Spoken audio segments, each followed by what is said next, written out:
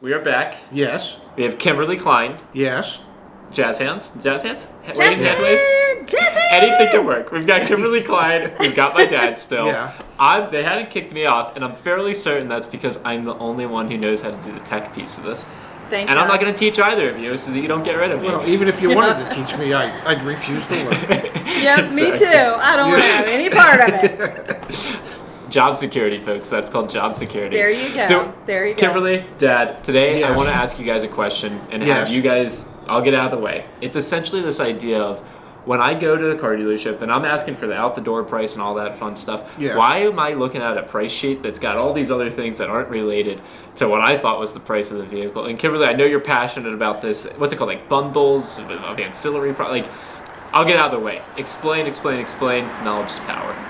Well, it's a really interesting topic, and it's something that I wanted to talk to Ray about. It's called preloaded bundles. Let's just call it that, preloaded bundles. And Ray, I've seen you talk about this with your deal analysis, where no longer do you just have the price of the car on the Monroney label. You've got this package, this package, this package, of which no one knows what those packages are until, you know, They're made up packages. Made up packages. Well, they are. I that used to put make on them the up label. myself. Yeah. Yeah. Well, I recently read in one of our trade magazines that the FTC, in speaking about how long it takes to get into the finance office and the complaints of customers within the finance office, the FTC thought that it might be a good idea if those items or certain items were put on that Monroney label as transparency, they call it.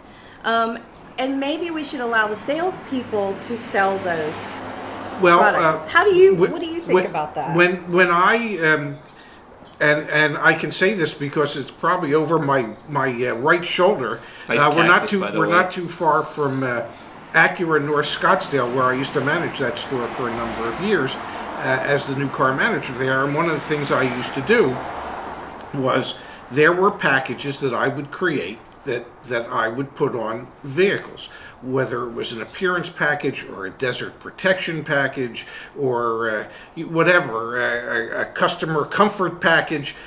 We would bundle different items into different packages. But the difference was, at our dealership, we always listed what was part of a package, and we listed it on an addendum label placed right next to the Monroney label. And the sales, when we sold the car, we sold the car up front with those packages on it, so that the people knew about it and they could negotiate the prices of each one of those items as we progressed through the car deal. Now, a lot of dealerships, as you well know, and I well know, they don't tell the people about that stuff. Yeah. They leave it as, well, here's the surprise. We got a surprise for you. Right. I'm not sure how I feel about that. Well, I know I didn't like the surprise factor. I didn't think it was fair to the customer. I didn't think it was fair to the staff at the dealership. It shouldn't be a surprise. It should be transparent, and it should be disclosed up front, and it should be able to be discussed during the negotiation process. And I know a lot of stores where they leave that surprise to you good folks in the finance office to break it to the customers gently. Yeah. And I would imagine you hated having to do that if you had to do it. Yeah, I wasn't real crazy about, for an example, the dealership that I used to work at decided to go ahead and apply the paint and interior protection to all the vehicles on the lot. Yes, not uncommon. Right, but they didn't disclose that up front. On the label, I should say, but they did let the salespeople go ahead and pitch that protection.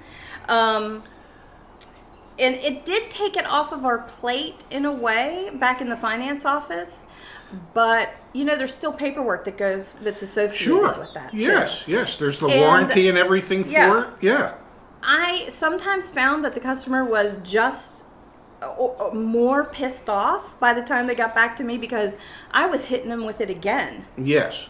So they got a two-touch process. The salesperson was pitching it, and then they came back to me, and it was on my menu which I think we're going to go over a little bit later here. But Yes. so now they're doubly pissed off. So I wasn't real crazy about that, but now I see that dealers are doing it more and more and more. And now that the FTC has mentioned, hey, maybe this is a good idea because it saves time. I don't know. I'm kind of on the fence. I have this novel concept. Yeah. Yeah. If you want to buy a car, Yeah. you just buy a car. Yeah. You know, Yes. it's like, it's crazy to me that that's not something that's put into practice. And I know that there was the FTC. What was it earlier this year, Deb? We wrote a whole blog post about it. It was about the fake prices essentially, and then adding on all the mischievous things that happen at the dealership with regards to the pricing. I guess my question for both of you to think about and then share with our audience is, as car buyers, what can we do to arm ourselves? Like, Dad, you've coined the phrase. Well, maybe you didn't coin it, but we use it. If it's taxable, it's negotiable. I guess what I'm really wondering is, let's say you're in a dealership where the salesperson, when you're looking at the OTD quote, it says on there, paint and fabric protection, $699. Well, Dad, you always say, well, negotiate that off. Let's say they can't get it off. When they get back to the finance and insurance office with you, Kimberly, do they have a chance there to negotiate with you, or are your hands are tied? It was part of the deal. I guess I'm wondering, what options does the car buyer have in this circumstance? And I guess since we got three of us now, I'll toss to you first, Kimberly. Well, whenever it comes back to me, I'm just going to touch on it again.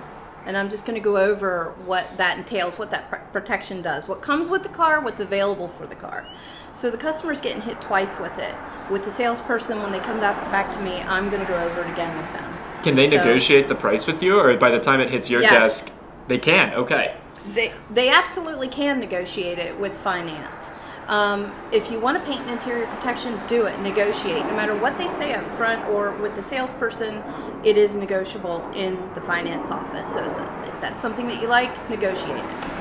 Yes, and one of the things that I'm sure Kimberly can attest to is when dealerships pre-apply this stuff to the cars. I mean, there's a certain cost to the sales department for the paint and leather protection. It might be a $699 retail value or a $999 retail value, and the sales department might pay $100 for it or $125 for it. Right. And if the customer says, I don't want it, I didn't ask for it, I don't want to pay for it, one of the things that F&I will then do is say, hey, I understand you didn't want it, but if you want the warranty that comes with this protection, then you need to pay for it. Otherwise, yes, it has paint and leather protection on the car, paint and interior protection, but if there's ever an issue, it won't be covered because you chose not to buy the warranty that's associated with it. That's what dealerships do. That's why we do Your Auto Advocate. I've done so many videos and I always learn something new. Well, it's like with low jack in a car, and somebody says, I didn't want the low jack, I'm not paying for the low jack. They'll say, well, you're going to pay our cost on the low jack, but we're not going to set up the low jack so that it's actually working. And if your car gets stolen, oh well. And those are the tactics that dealerships use. It's, in my mind, I equate it to this. I remember one time we went to a Acura conference in Chicago, and we stayed at the Four Seasons. And at the Four Seasons, there was an umbrella in your closet in Chicago because it rains a lot in Chicago. And it would be like when you check in, they say the room rate's $289 a night. Oh, and by the way, there's another $30 charge for the umbrella that's in your closet. Now, if you don't want to pay for the umbrella and it rains, don't touch that son of a because if you do, we're going to charge you the $30. That's not how you do things legitimately. So you shouldn't really preload this stuff on cars and try and force people to buy it. It should be the customer's choice as to whether or not they think it's necessary for their vehicle. And correct me if I'm wrong, Kimberly, but in finance, a lot of good finance managers, they're not pressuring customers to buy things. They're explaining the options that are available to them and allowing them to make their own decisions as to what they think might be appropriate for their particular car, not For them, yes. Yes, not for every car on the lot. Exactly. That's how I feel about it too. Right. Yeah. Absolutely. Yeah, it's just we shouldn't force things on customers, and we shouldn't force them to have to pay our cost on things that they didn't ask for in the first place. Right. I don't like putting these preloaded bundles onto the label because your customer's out there trying to get the price of the vehicle. Yes. So you got to manually stand there. If I'm a customer, you're looking at the label and you're going, okay, this destination, da da da da da. Oh, this, and I'm trying to take this off of my. I don't want. As a customer, I wouldn't want that. Yeah, just take it all off. I want to know what the cost of the car is. We wouldn't preload every car, Yeah. but we would preload some cars, and especially the cars that we put on the showroom floor, so that we could share with people the different things that were available, the different things that you could do. I remember, Sure, yeah. at the Acura store. I mean, I would dress up MDXs with 20 or 21-inch wheels and step rails and all kinds of different things, so that they could see what they could do to their car if they'd like to. But I didn't do that to every car. No. Exactly.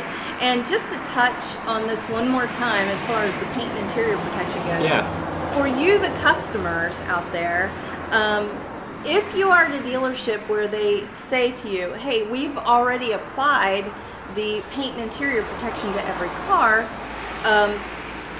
like you touched on, Ray, whenever they come back to my office, they have the option of purchasing the warranty that goes with that or not. Yes. So if I'm a customer and I don't want to pay for that paint and interior protection, but I'm going to drive away with it on my car, yeah, I might not have a warranty on it, but the dealership told me that it's already been applied. So if it's a good product, I should be okay. Yeah. But you're not going to get the warranty for it. You see what I'm saying? Yes, so you exactly. can drive away with it on your car. You didn't pay for the warranty, which is typically a pretty good warranty, I will say, with the paint and interior protections that I've dealt with in the past. But I don't know. There's a lot of different ways to look at it from the customer standpoint. I can tell you on my cars, I've always had the paint and interior done, but I've only paid costs, so I never paid anywhere near retail for it. So I didn't get the warranty, but I knew I didn't need the warranty. I knew the car was protected. So let's wrap on that, because I know we're going to get a lot of comments, and the more F&I videos we do, I mean, we all have thick skin, so it's okay. The reason that we are making these videos, literally sitting here, standing here, and putting time and effort into this is because Kimberly and my father represent, I don't want to necessarily say it's a good guys or bad guys or good cop, bad cop. These are people, career automotive folks that now want to give back and teach. So when they share lessons about the good F&I managers, let you choose what you want. We're all also acutely aware of the bad F&I managers that pressure you into buying things. The reason we make these videos is simply so that you have that awareness and that you go into the dealership, and if you get a good F&I manager or a good sales manager, then you can go along with the flow and have a good time. If you have a bad one, then you can know to walk out and go find a good one. And so just want to tie it up with that. And I do have a final question for you, Kimberly. Dad, if you don't mind, look head on really quick. Which one of us put the headphones on backwards? Because I'm pretty sure we're not both supposed to have the cords. Was it him or was it me? Well, I'm not going to get in that. Thank you, Kimberly. I'm not going to get into that. Ray and I are about the same age. We're in a certain age bracket, let's say that. Yeah. So you're lucky I figured out how to put the damn things on. When it comes to tech, we definitely want to keep you around, Zach. All right, guys. Thanks for your time today. Thanks, Kimberly.